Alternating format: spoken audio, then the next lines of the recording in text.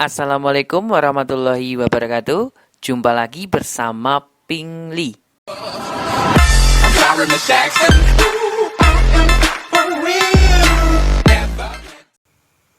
Perhatikan gambar persegi dan persegi panjang berikut. Ini ada persegi, terus ini ada gambar persegi panjang, dan ini luas yang diarsir ya. Jika jumlah luas daerah yang tidak diarsir pada bangun tersebut adalah 128 cm persegi, maka luas daerah yang diarsir adalah, oke, kita menggunakan deping. Depingnya ini kuncinya dia ada di luas yang diarsir. Berarti 2 kali luas yang diarsir, luas arsir loh ya, bukan luas alas loh ya. Sama dengan luas pertama ditambah luas yang kedua dikurangi dengan luas yang tidak diarsir. Dengarkan itu. Jadi, luas pertama ini adalah persegi, luas kedua itu yang persegi panjang ini. Sudah, kita hitung sekarang. 2 kali luas yang diarsir sama dengan luas pertama berarti kan persegi ya. 8 kali 8, 64 ditambah dengan luas yang kedua, 12 dikalikan 7, berapa ini? 84 ya. Terus dikurangi dengan 128. 2 kali luas yang diarsir sama dengan, ini kalau kita jumlahkan itu 148 dikurangi dengan 128. Berarti 2 kali luas yang diarsir sama dengan 20. Karena ini 2 berarti dibagi ya. Luas yang diarsir sama dengan 20 dibagi dengan 2, 10. Jadi jawabannya adalah C. 27. Perhatikan pernyataan berikut. Oke, pernyataan pertama, kedua, ketiga, dan keempat. Dari pernyataan tersebut yang merupakan syarat-syarat dua bangun yang sebangun adalah, oke, sebangun. Pertama, sudut-sudut yang bersesuaian sama besar. Oke, dua bangun dikatakan sebangun itu sudutnya sudah pasti sama ya, yang bersesuaian ya. Oke, benar berarti. Nomor 1 benar. Berarti kemungkinan yang benar adalah A dan B. Ini C dan D jelas salah ya. Nah sekarang kita lihat pasangannya 1 ini dengan 3, 1 dengan 4. Berarti kita cukup ambil salah satu aja ya. Misalkan yang nomor 3. Sisi-sisi yang bersesuaian sama panjang. Kalau sisi bersesuaian sama panjang, ini dia bukan sebangun ya. Melainkan lebih khusus lagi yaitu kongruen. Kongruen itu sama dan sebangun, artinya sama persis. Yang namanya sebangun kan bukan sama persis ya. Jadi jawabannya adalah B, 1 dan 4. Yaitu yang keempat adalah sisi-sisi yang bersesuaian memiliki perbandingan yang senilai. Itu namanya sebangun. Gitu ya, yang namanya sebangun itu sama tetapi beda ukurannya. Kalau sama persis itu namanya kongruen. Nomor 28. Perhatikan gambar di bawah ini. Oke, ada gambar pohon dan gambar tiang listrik ya. Jarak pohon dan tiang listrik adalah X. Berapa ini? Kalian lihat di sini ada berapa segitiga? Jelas ada 2 segitiga ya. Segitiga yang pertama ini yang kecil. Terus segitiga kedua ini yang besar. Saya taruh di luar ya. Ini segitiga yang kedua yang besar. Nah, di sini yang ditanyakan itu X. Nah, kalau jaraknya tiang dengan pucuk bayangan di sini 16, berarti jarak pohon ke pucuk bayangan ini berapa? Nah, kita jumlahkan dulu. Berarti kan X ditambah dengan 16. Total kan X ditambah dengan 16. Kan gini ya. Oke. Kita hitung dengan menggunakan kesebangunan. X ditambah 16 banding dengan, kalau bayangan, perbandingannya juga dengan bayangan. Yaitu bayangan dari tiang, 16. Sama dengan, tadi kan awalannya X plus 16, bayangan dari pohon. Sekarang kita mulai dari pohon. 15. 15 banding, kalau pohon perbandingannya ya tiang berarti 12. Nah, kayak gini kita kali silang ya. X ditambah 16 sama dengan 15 dibagi 12 dikalikan dengan 16. Barulah kita main coret-coretan. Kita bagi dengan 4. 16 bagi 4 itu dapatnya 4. Lalu 12 bagi 4 dapatnya 3. Nah, ini kan bisa coret lagi. Ya, 15 dengan 3 ini dapatnya 5. Barulah kita kalikan. X ditambah 16 sama dengan 5 kali 4, 20. 16 ini kita pindah ke kanan ya. Supaya jadi X. X sama dengan 20 dikurangi 16, dapatnya 4. Jawabannya C. Jadi ya, jika adik-adik menghitung nilai X, gunakan kesebangunan. Jadi jangan terkecoh ya. Nomor 29. Sebuah taman berbentuk trapesium seperti pada gambar di bawah ini. Ini trapesiumnya. Di sekeliling taman akan dipasangi lampu dengan jarak antar lampu adalah 5 meter. Banyak lampu yang dibutuhkan adalah, berarti kita harus mencari keliling ya. Ini kelilingnya kita cari dulu. Tinggal kita jumlahkan aja. Cuma kan di sini kita tidak punya tinggi. Nah, tinggi itu didapat dari sini. Nah, kan bisa toh, bisa cari nih. Kalau di sini kita punya 35, terus sudah ada 25, artinya berarti di sini 10. Dengan menggunakan triple Pythagoras, 26, 10. Kalau kita sederhanakan, kita bagi berapa coba? Kita bagi 2 ya. 26 bagi 2 dapatnya 13. Terus 10 kita bagi 2 dapatnya 5. Triple Pythagoras dasar ya. Cari di beranda Pinggli ada itu. 10 kok 10 toh?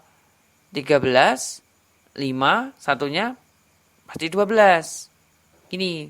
Berarti kalau tadi dibagi 2, kalau kita kembalikan lagi berarti dikalikan dengan 2. 12 kali 2 24. Jawabannya ini 24 berarti. Jadi tinggi trapesium ini 24 ya. Kalau sudah ketemu tingginya, ya tinggal kita jumlahkan aja. Keliling sama dengan 35 ditambah 26 ditambah 25 ditambah 24 sama dengan 110 cm. Nah, yang ditanyakan adalah banyaknya lampu. Banyak lampu itu didapat dari mana? Dari keliling dibagi dengan jaraknya.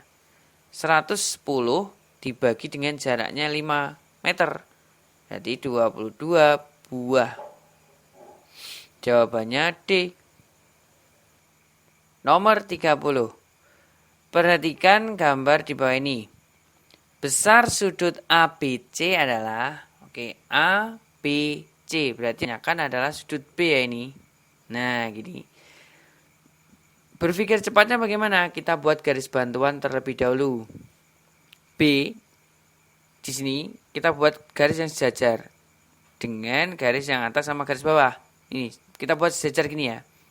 Nah, sekarang kalian ingat nggak ini? Ini 40, berarti sini berapa? Kalau dalam berseberangan, jelas 40 ya. Ini 40, ini juga sama. Kalau sini 25, di sini juga 25. Kan dalam berseberangan. Nah, udah ketemu kan itu?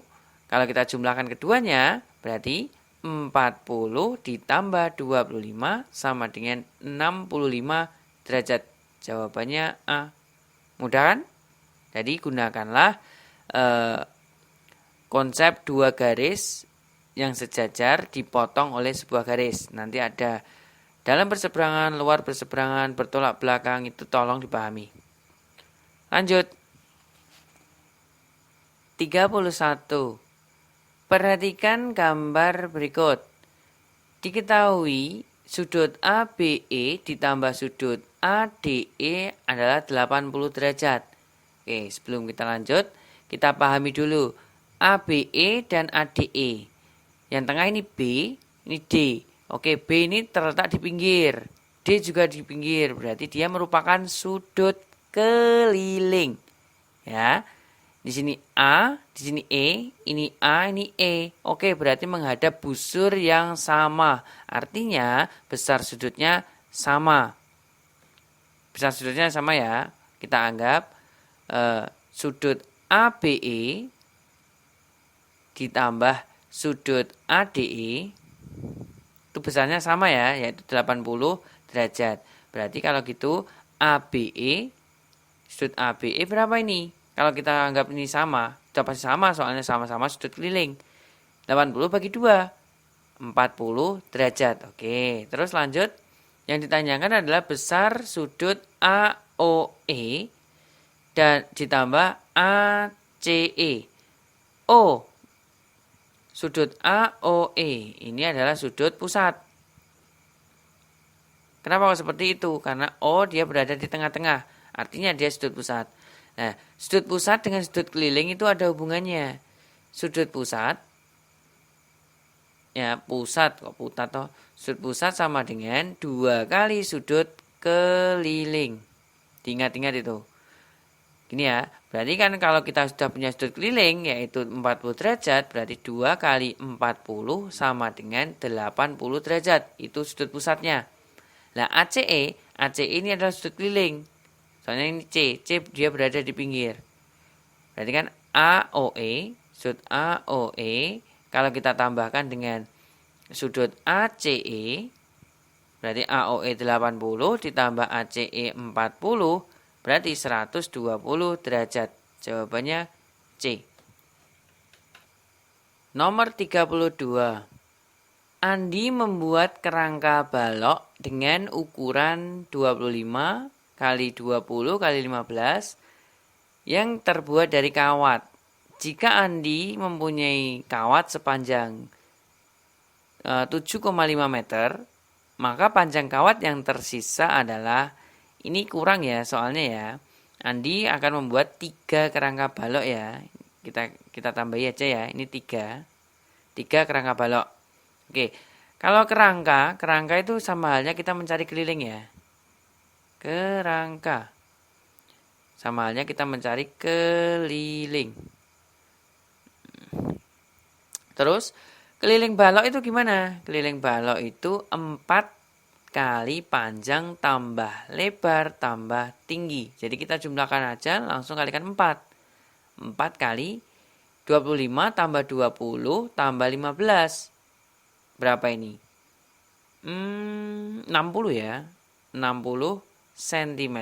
Kita kalikan, berarti kan 240 cm. Karena kita mau membuat 3, berarti 3 kerangka yaitu 3 kali 240. 3 kali 240 ini berapa? 720 cm. Jadi yang sisanya 7,5 meter itu berapa senti? 750 ya, dikurangi 720. Yang tersisa adalah 30 cm. Jawabannya D. Nomor 33. Sebuah bola dengan jari-jari 12 cm dimasukkan ke dalam sebuah tabung yang berisi air dengan jari-jari 48 cm. Tinggi kenaikan airnya adalah, kita berarti menggunakan konsep pada fisika ya kayaknya ya, ada ini. Apa itu namanya kalau di fisika itu? Volume naik sama dengan volume masuk. Maksudnya, volume saat dia naik itu sama dengan volume benda yang dimasukkan. Kan gitu ya. Nah, volume naik itu naik siapa? Tabung. Berarti kan volume tabung sama dengan volume yang dimasukkan, volumenya siapa? Oh, ternyata bola. Berarti volume bola. Gini. Nah, volume tabung rumusnya PR kuadrat T. PR kuadrat kali tinggi. Sama dengan volume bola itu 4/3 PR pangkat 3. Nah, pi-nya ini boleh kita coret. Kita hilangkan aja, tidak apa-apa. Jari-jarinya berapa ini? 12. Jari-jarinya tabung adalah 48. Berarti 48 kuadrat dikali tinggi sama dengan 4/3 dikali jari-jarinya bola 12. Berarti 12 pangkat 3. Nah, di sini adik-adik jangan menghitung apa adanya. 48 pangkat 2. Terus 12 pangkat 3. Waduh ya, ngalamat pusing kepala inces nanti. Coba perhatikan sini cara menghitungnya. Tinggi sama dengan 4 kali 12 kali 12 kali 12.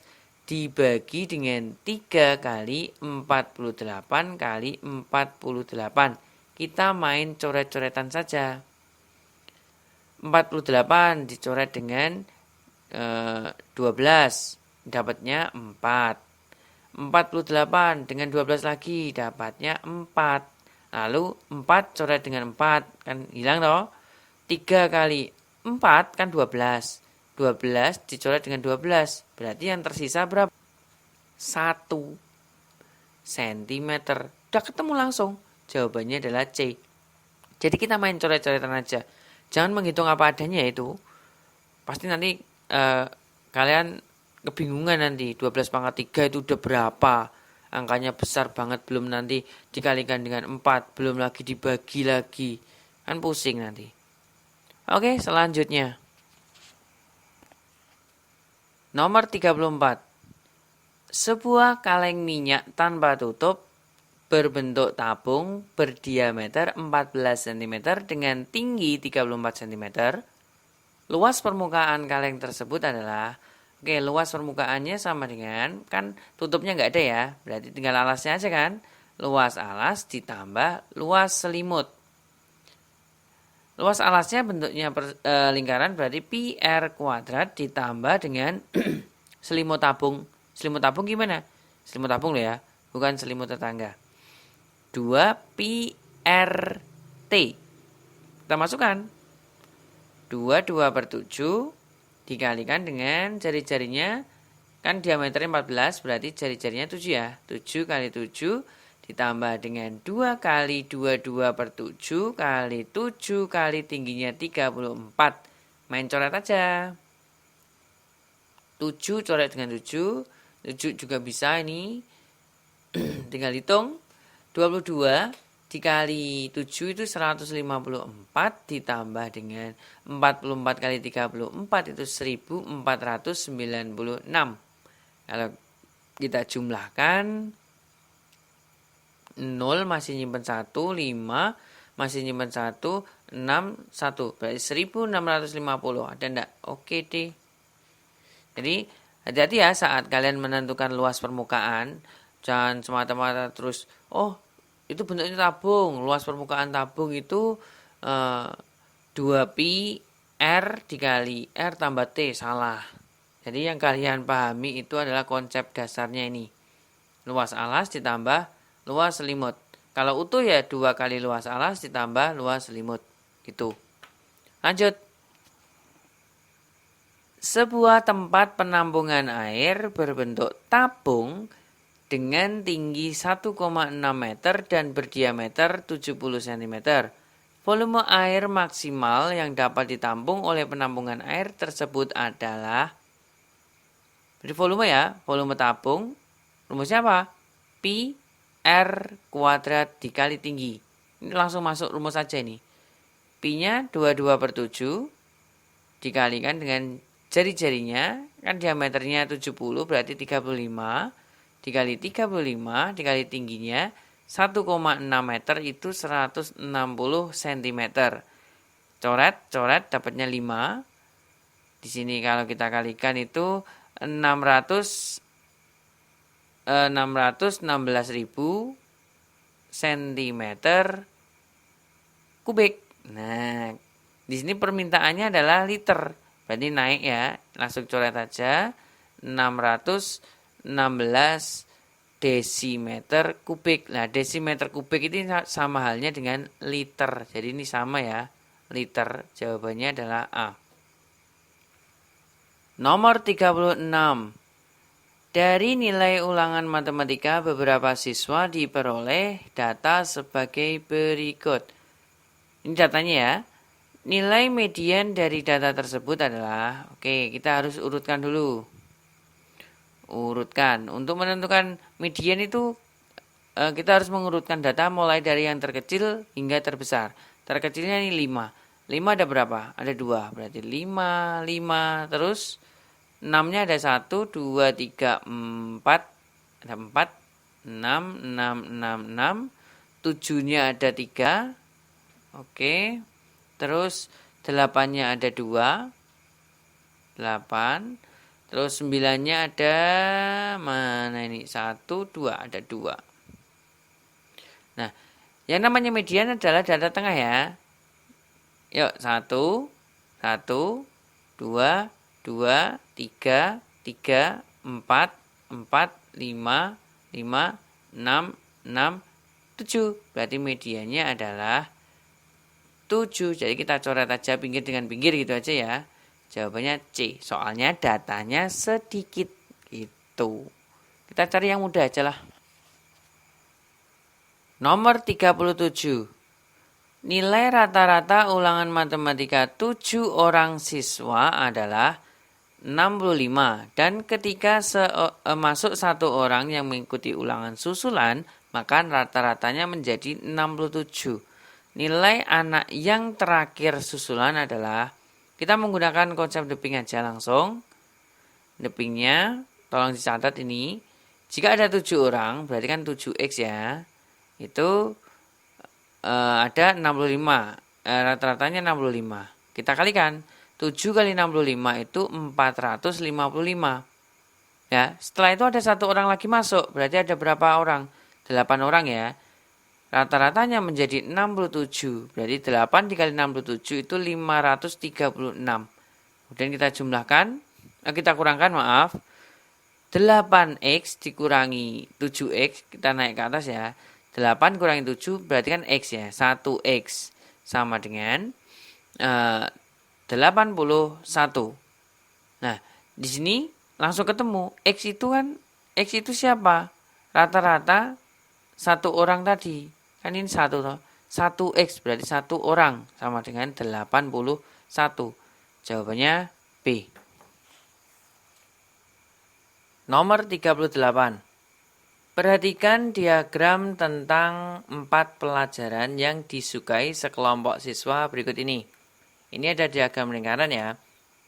Jika banyak siswa seluruhnya ada 108 orang, maka banyaknya siswa yang suka pelajaran IPS adalah, oke, pelajarannya di sini ada PPKN, terus Penjas, IPA, IPS.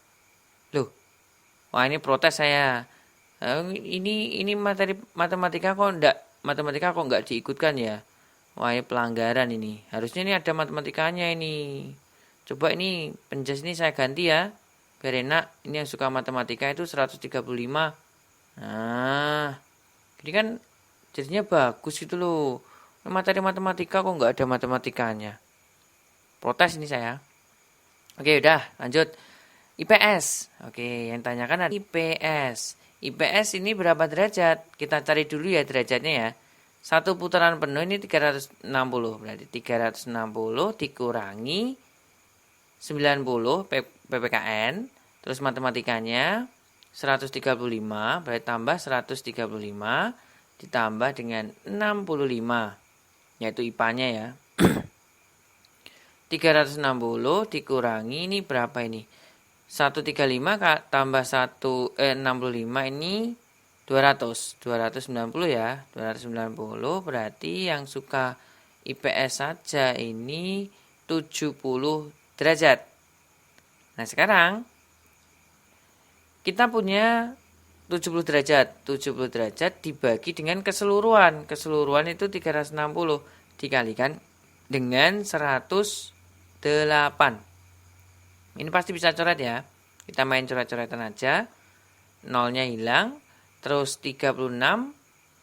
Coret dengan 108 ini dapatnya 3. 3 kali 7 sama dengan 21. Jawabannya A.